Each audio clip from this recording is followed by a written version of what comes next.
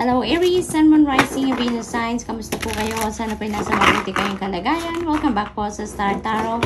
Kung bago kayo dito, welcome din po kayo. Thank you po sa inyong support. I truly appreciate it. God bless you all. Tignan po natin ang mga mensahe ninyo for November 10. For Aries, unahin muna natin ang mga trinkets po. Kung anong mga mensahe para sa inyo. Unang trinket po ninyo ay heart with a, with a hole.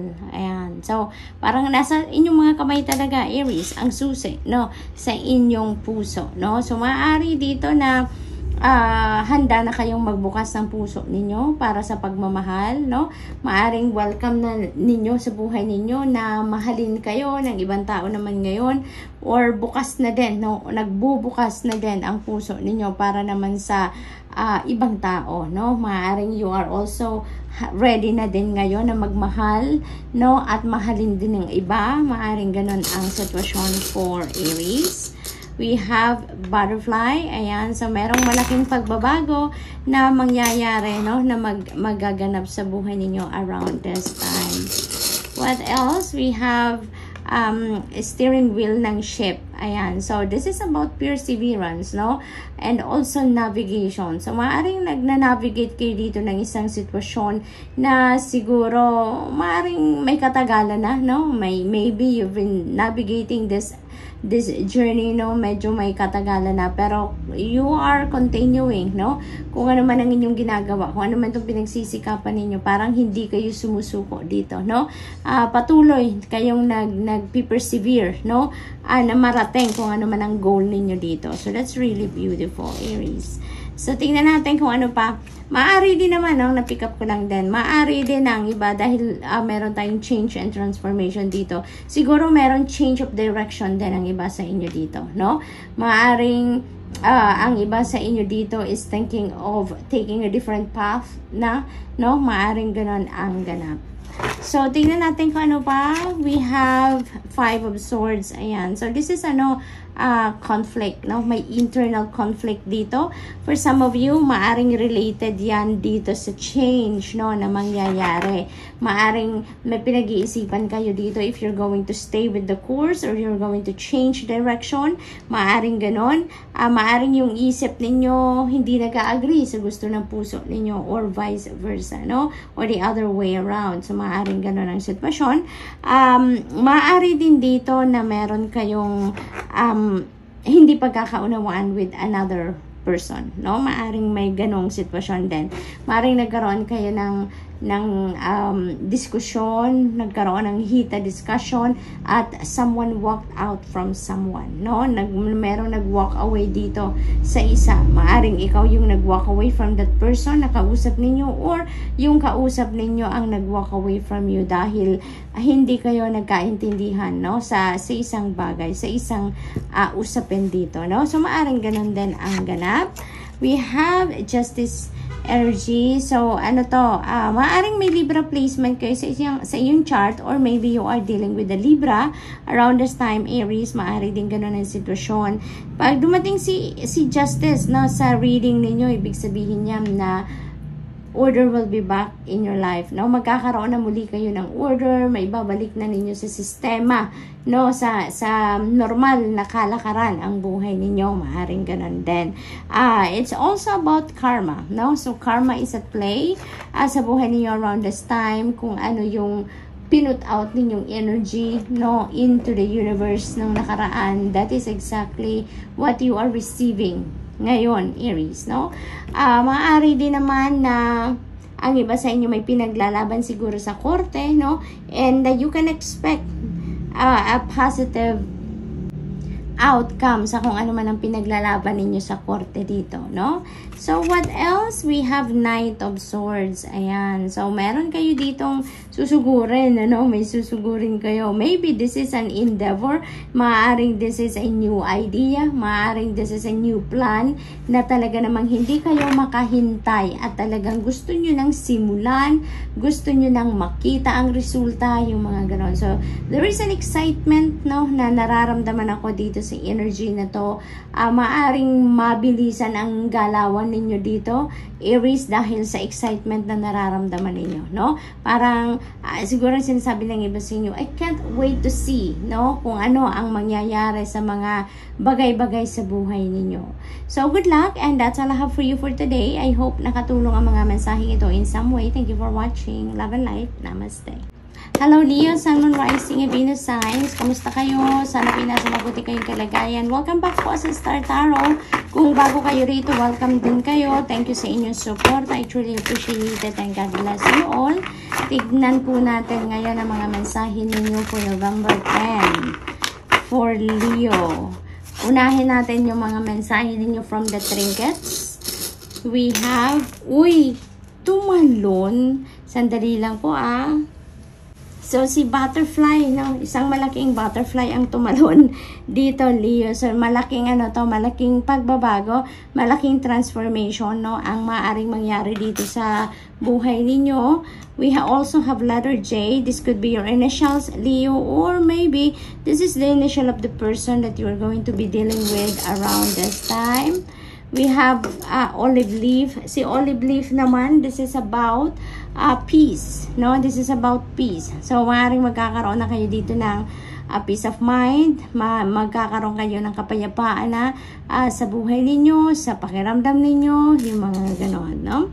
So, what else? We have 4 of Pentacles. Ayan. So, you're holding on too much dito sa isang bagay. Maaring sa kaperahan yan, maaring sa isang tao din, no? Kung sa relationship ito, magre-resonate sa inyo, maaring you're holding on too much to something, no? Or to someone dito, no? Pangkaperahan naman, usapin, Leo, na pipick up ko dito is manage your money wisely, no? Kasi maaring ang iba sa inyo dito, yung money ninyo parang isa lang yung pinupuntahan, no? Or majority sa pera ninyo, parang isa lang pinupuntahan, papuntang savings lang talaga siya. Nagtatago lang sa yung pera ninyo. Maaring ganon, no? At maaring hindi kayo, hindi man lang ninyo nire-reward ang sarili ninyo, kahit konting bagay lang, no? Kahit konting treat lang. So, yun din ang dito, ang parang mensahe para sa inyo, na hindi naman lahat kailangang itago, at saka, alam mo yun, may mga needs din kayo na hindi ninyo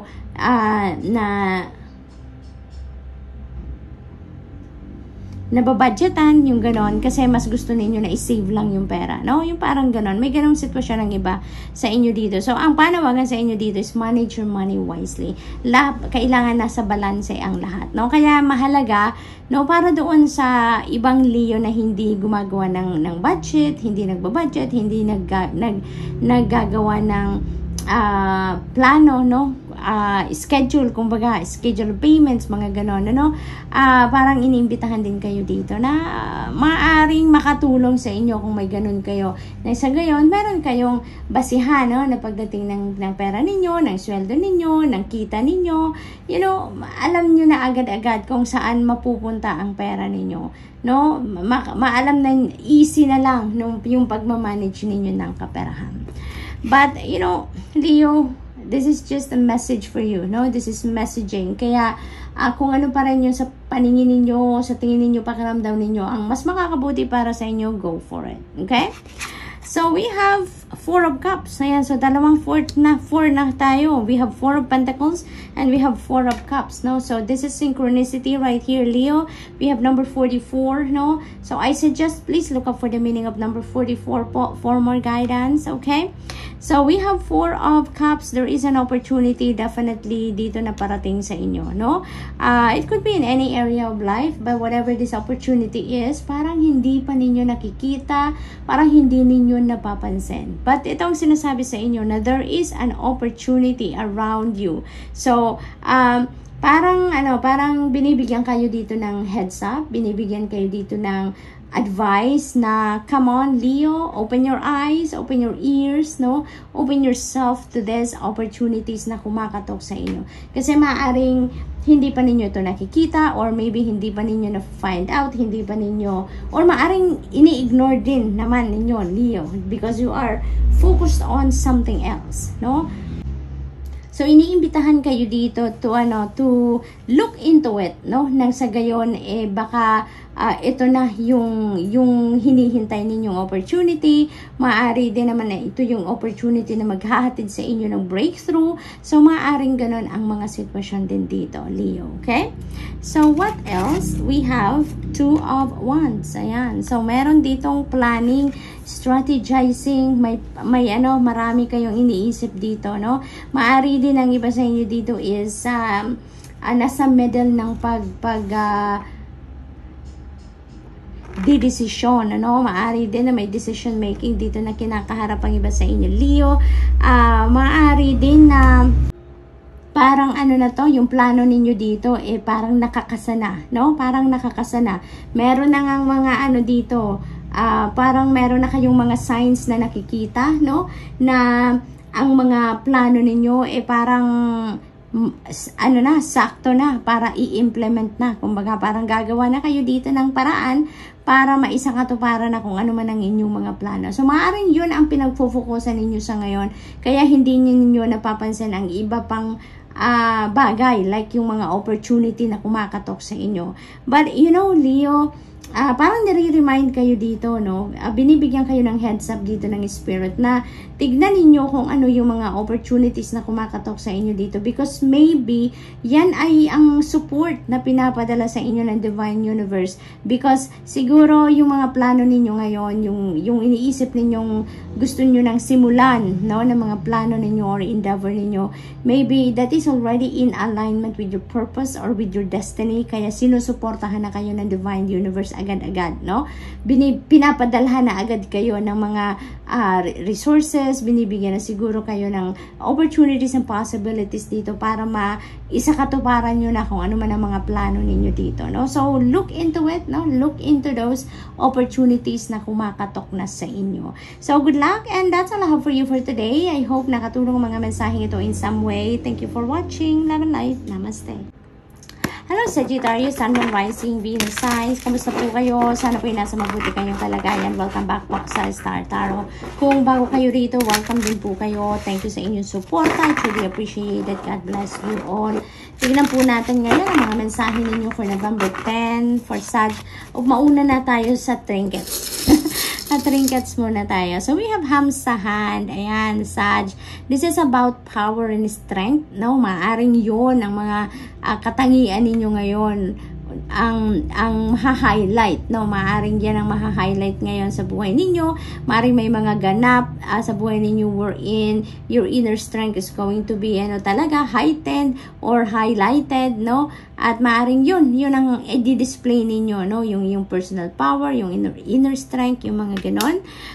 This is also about dispelling negative energies, no? So maaaring ang iba sa inyo dito, yun ang kailangan gawin, no? Natanggalin na, i-let go nyo na kung ano man yung mga negativity sa energy field niyo. Let's say for example, negative thoughts, no? Negative feelings, emotions, yung mga ganun ba? So maybe this is the perfect time also to get rid of those, no? To get rid of those. Nang sa gayon, mas makapag-focus kayo sa kung ano ang mabuti, kung anong maganda. Okay? So, tingnan natin kung ano pa ang ganap dito for Sag. We have Owl. Ayan. So, this is about change and transformation. So, definitely, there is change. May pagbabago, may transition na mangyayari dito sa ibang parte ng buhay ninyo. We have, definitely, no? May pagbabago dito dahil meron tayong new beginning energy. So, ibig sabihin, no, na meron kayong ilalat go dito. May mga bagay dito na tatalikuran kayo because there is something new coming in. Merong parating na bagong sitwasyon sa inyo. Kaya naman, may mga bagay kayo dito na babaguhin sa buhay ninyo, no? Maaari din na sa pamilya yan, no? Sa pagpapamilya, because maaaring ang iba sa inyo is welcoming a new baby, no? Maybe a baby boy or a baby girl is coming in sa buhay ninyo. So, congrats! We have Knight of Wands. Ayan. Intuition. Yan ang napipick up ko dito. No? Sagittarius. This is a fast-moving energy as well. So, maaring may mga ganap dito na talagang mabilisan. Maaring kailangan ninyo dito ng immediate attention on something, immediate decision, no? On something, maaring ganon. So, in those cases na hindi na kayo, na kailangan ninyong magmadali, yung hindi na kayo mabibigyan ng mas maraming oras or pagkakataon para makapag-isip, no?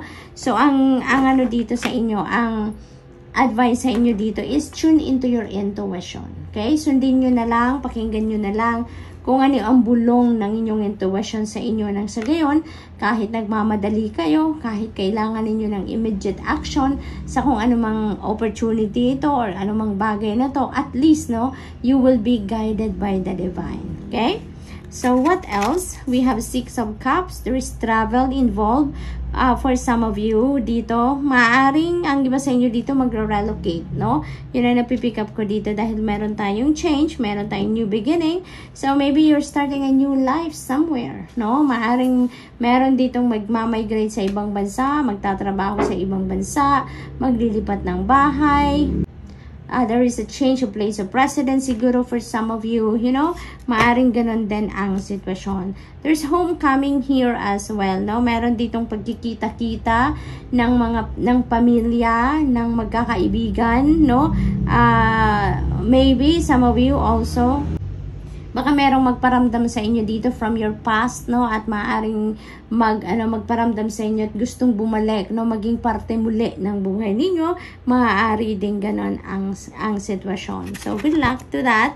6 of Pentacles. Ayan. So, there's an synchronicity right here. Sagittarius, we have double 6. Ayan. 6 of Cups and 6 of Pentacles. So, I suggest po, no? Please look up for the meaning of number 66 po for more guidance. Alright? So, kung ano dito yung kailangan ninyo around this time, Sagittarius, you are getting what you need, no? Kung ano yung kailangan ninyo, pera, advice, opinion, you know, kung ano man yan, someone, no? Someone is coming in para maghatid yan sa inyo. Someone is going to provide you the help that you need around this time, Sagittarius. Kaya, huwag kayong mag-alala, no? Huwag kayong mag-alala. Generosity energy is on the horizon ninyo dito, Sagittarius. Kaya, kung dati, no, kung noon, lagi kayong nagbibigay, lagi kayong tumutulong, you're always giving your hand to someone, no, in need. Ngayon naman, na kayo ang nangangailangan, kung nangangailangan kayo, kayo naman ngayon ang makaka-receive. Even if you don't ask for help, even if you don't ask for assistance, someone is coming in dito, no? Someone is coming in para tulungan ka, para asistihan ka sa kung ano man ang kailangan mo sa ngayon. So, Sag, that's all I have for you for today. I hope nakatulong ang mga mensaheng ito in some way. Thank you for watching. Love and light. Namaste.